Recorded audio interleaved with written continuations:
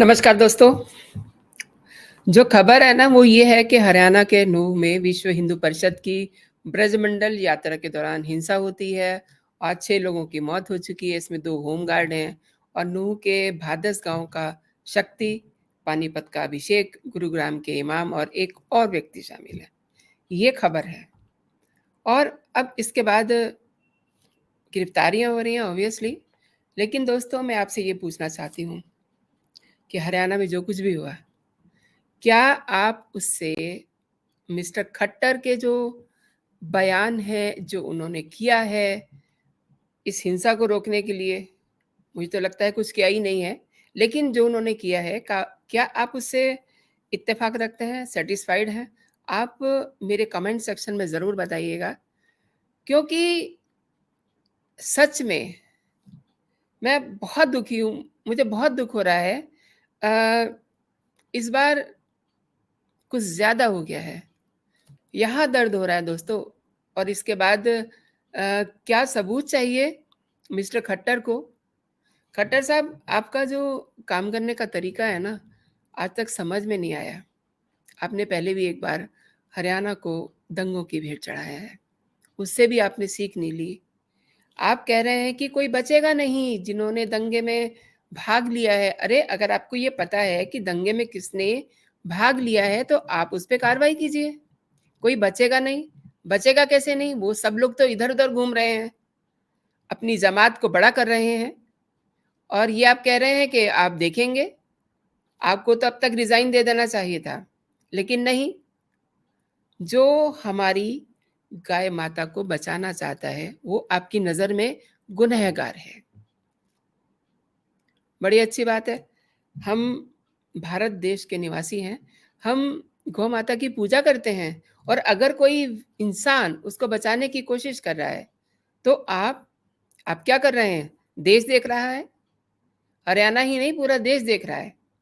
और मतलब आप ये समझ लीजिए कि अगर मौके पे गृह मंत्री अमित शाह ने एक बड़ा कदम नहीं उठाया होता ना, तो आज एक बड़ा हादसा हो गया होता। फिर आप देश ही क्या, दुनिया में भी अपना मुँह नहीं दिखा पाते। मिस्टर खट्टर, आपने जो भी कुछ किया है ना, मेरा मन बहुत दुखी है। शायद से मेरी तरह हज़ारों हज़ार लोग बहुत दुखी होंगे आपके इस एटीट्यूड से। और मेरे हिंदू भाई, आप भी ज़रा ये समझिए कि हर बार आपको कोई बचाने नहीं आएगा। हो सकता है कि आने वाले दिनों में मोदी जैसे महान लोग हमारे साथ ना हो, ईश्वर करे उनकी 100-100 साल की उम्र हो, लेकिन हमेशा हमारे साथ योगी नहीं रहेंगे, हमेशा हमारे साथ मोदी नहीं रहेंगे।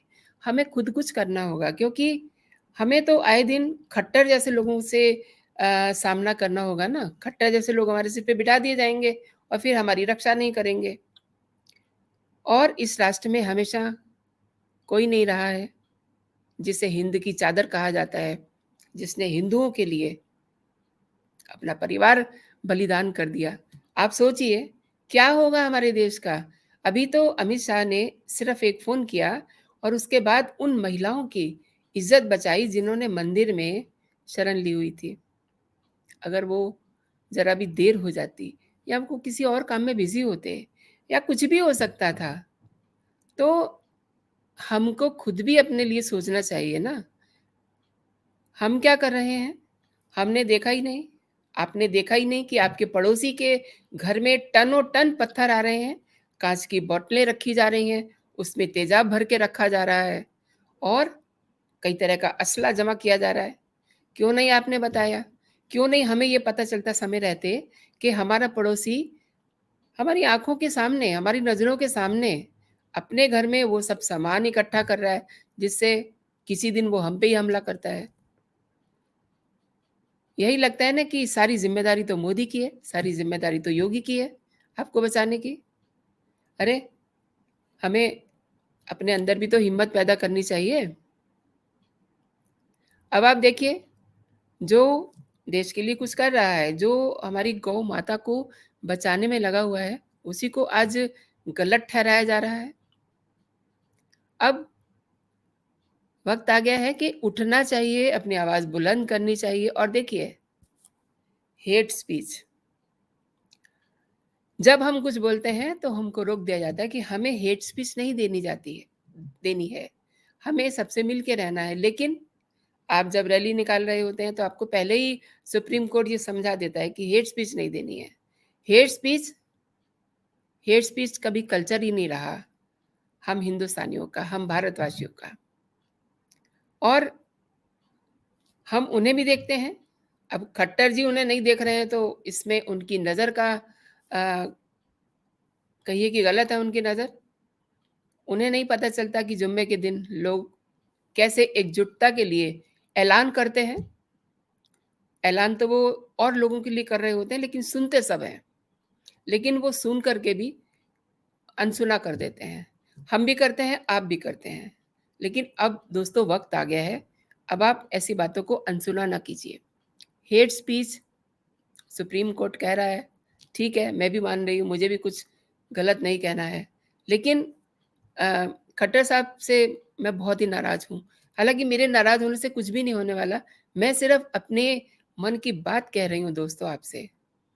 अब खट्टर साहब ये कह रहे हैं कि जिन-जिन लोगों ने नुकसान किया है, उन्हीं से भरपाई की जाएगी। ठीक है, कर लीजिए आप भरपाई, देख लेंगे आप कितनी भरपाई कर लेते हैं। और एक बात और वो कह रहे हैं कि हर व्यक्ति की सुरक्षा ना पुलिस, ना आर्मी, ना समाज कर सकता है। सुरक्षा के लिए वातावरण बनाना पड़ता है। तो यही तो हम कह रहे हैं कि आप वातावरण बनाइए। आप देखिए आपके पड़ोस में कौन पत्थर इकट्ठे कर रहा है, उन पत्थरों से हमें निशाना बनाया जाना है। और फिर आप पीस कमेटी की बात कर रहे हैं, आप एडमिनिस्ट्रेशन के लिए बात कर रहे हैं। ठीक है, आपकी पुलिस ने फ्लैग मार्च किया है, दंगाइयों में भय बनाने के लिए। अब आप कुछ भी करते रहिए, उसका असर तब नहीं होगा जब अचानक से पत्थर बरसेंगे। अरे जब दंगा होता है, तब आपको पीस कमेटी की याद आती है, लेकिन सालों-साल जब शांति रहती है, तब आप पीस कमेटी को कभी देखते भी नहीं हैं कि उसमें कौन लोग चले गए हैं, कौन लोग आ गए हैं। कम से कम जो दंगा प्रभावित क्षेत्र हैं, शहर हैं, ज़ोन है, वहाँ पर कुछ ऐसा सिस्टम तो बनाइए कि एक पर्टिकुलर डे पे उन पीस कमिटीज़ के बारे में भी खंगाला जाए कि उसमें कैसे काम हो रहा है। अच्छा, पीस कमेटी ही बना देना काफ़ी नहीं होता। उसके लिए उन लोगों को एकदम ट्रेन किया जाता है कि वो जब शांति है, उस दौरान भी वो अपना काम करते रहें। एक और बात, हर शहर में एक एलआईयू डिपार्टमेंट होता है, उसका क्या काम होता है? वो चुपचाप से जो शैतान लोग होते हैं, उनके साथ रहते हैं और उनकी एक्टिविटीज़ पे नज़र रखते हैं।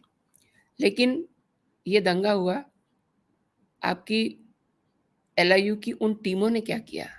मुझे याद है कि जब हम रिपोर्टिंग करते थे, अगर कुछ ज़रा-सा भी उन्हें लगता था तो 10 लोगों के फ़ोन आते थे, "अरे! वहाँ क्या होने वाला है ज़रा-सा हमें बता दीजिए, ताकि हम वहाँ जाकर के पता कर सकें।" आज देखिए, आज शायद ही किसी रिपोर्टर को उनका फ़ोन आता हो कि कहीं कुछ होने वाला है तो उनको बताया जाए। अपनी दुनिया में वो खोए हुए हैं, लेकिन हाँ, जब कोई ऐसी घटना हो जाती है तब वो अलर्ट हो जाते हैं। तब लगता है कि हाँ, हमें भी तभी याद आता है कि हाँ, हमारे शहर में एक एलआईयू का डिपार्टमेंट भी है, जो पुलिस ऑफ़िस के साथ ही रहता है, पुलिस के लिए ही काम करता है। नॉर्मली जो एलआईयू का दफ़्तर होता है, जो उनका विभाग होता है, वो पुलिस ऑफ़िस के साथ ही रहता है। हर शहर की यही व्यवस्था है, हर पुलिस महकमे की यही व्यवस्था है। लेकिन क्या हुआ? क्या हुआ नूह में, मेवात में?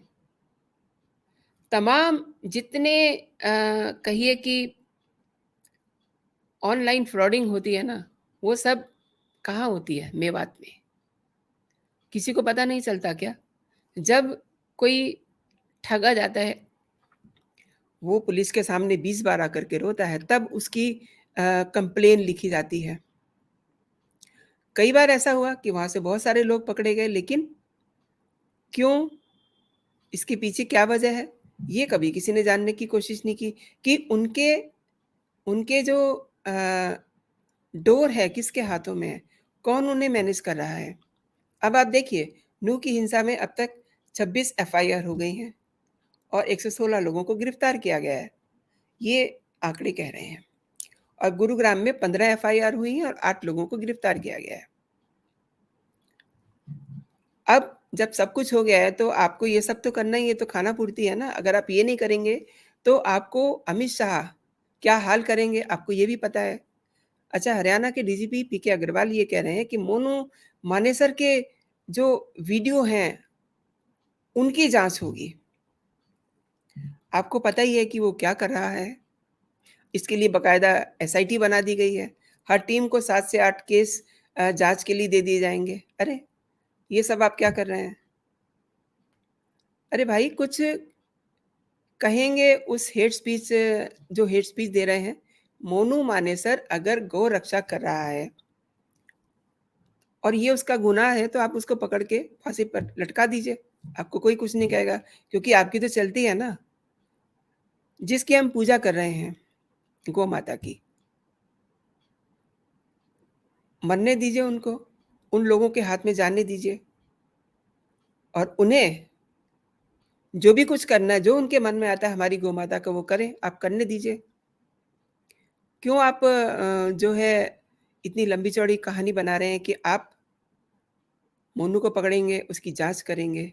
अब देखिए सब कुछ हो गया है, अब वहाँ फ़ोर्स भी तैनात है, 30 कंपनियाँ और केंद्रीय सुरक्षा बलों की 20 कंपनियों को तैनात कर दिया गया है। सेंट्रल फ़ोर्स की हालाँकि आज रात भी एक बड़ी घटना हुई है, एक धर्मस्थल को नुकसान पहुँचाया गया है। अब अगर अभी भी ये सब हो रहा है, तो ये फेल्योर किसका है? किसका फेल्योर है ये? खट्टर साहब, मैं आपसे पूछती हूँ, ये किसका फेल्योर है? आपने इतनी बड़ी फ़ौज वहाँ इकट्ठी कर दी है और गुरुग्राम में भी यही हाल है, नूह में भी यही हाल है। नूह में 14 कंपनियाँ लगाई गई हैं और इसके साथ ही दिल्ली में अलर्ट है, राजस्थान में अलर्ट है, राजस्थान के भरतपुर में, और भरतपुर की 4 तहसीलों में इंटरनेट बंद है इस समय। काफ़ी कुछ कर रहे हैं, लेकिन चीज़ें अपनी गति से चल रही हैं। चल नहीं रही बल्कि भाग रही हैं, क्योंकि आप केवल मोनू मानेसर को पकड़ने में लगे हुए हैं। इसकी तह में क्या है, उधर आप नहीं जा रहे हैं। अच्छा, आप देखिए, हरियाणा के जो डिप्टी सीएम दुष्यंत चौटाला है, वो क्या कह रहे हैं कि यात्रा के आयोजकों ने जिला प्रशासन को यात्रा के बारे में पूरी जानकारी नहीं थी, इसी वजह से हिंसा हुई। तो क्या शहर में बिना एडमिनिस्ट्रेशन की परमिशन के कोई यात्रा निकाली जाती है? अगर निकाली जा रही है तो ये भी आपका फेलियर है, और इस मामले में यात्रा की परमिशन दी गई थी। आपको पूरी जानकारी थी, और अगर नहीं जानकारी है तो ये आपका फेल्योर है ना। अब देखिए, विश्व हिंदू परिषद के महामंत्री सुरेंद्र जैन ने यह कहा है कि हिंसा के जिम्मेदार वो लोग हैं जो इन दंगाइयों को भड़काते हैं, और उनके भड़काने के कारण मुहर्रम और रामनवमी पर हमले होते हैं। बिल्कुल सही है। दंगाइयों को मस्जिदों से भड़काया जाता है, ये किससे छिपा हुआ है। तभी तो देश भर में जब मस्जिदों से माइक उतारने की बात होती है, तो उस पे भी दंगा होता है, उस पे भी सियासत शुरू हो जाती है। क्यों नहीं उतारने देते हैं? इस पे फिर कभी बात करेंगे, लेकिन मैंने यहाँ पे इस बात को इसलिए कहा है कि आपको पता चल जाए। और मनोहर लाल खट्टर कह रहे हैं कि उपद्रवियों ने न सिर्फ यात्रा बल्कि पुलिस पे भी आक्रमण किया है। ये आप हमें क्यों बता रहे हैं? हम तो देख ही रहे हैं। और फिर आप कह रहे हैं कि उन्हें बख्शा नहीं जाए। बख्शा नहीं जाएगा, लेकिन अभी तक आपने कुछ करके भी तो नहीं दिखाया। आपने कुछ करके दिखाया है क्या, खट्टर साहब? आप केवल बयानों में वक़्त ज़ाया कर रहे हैं। गृह मंत्री अनिल विज, वो कह रहे हैं कि जिस तरीके से पत्थर इकट्ठे किए गए हैं, गोलियाँ चलाकर हिंसा हुई है, ये एकदम से नहीं हुई है।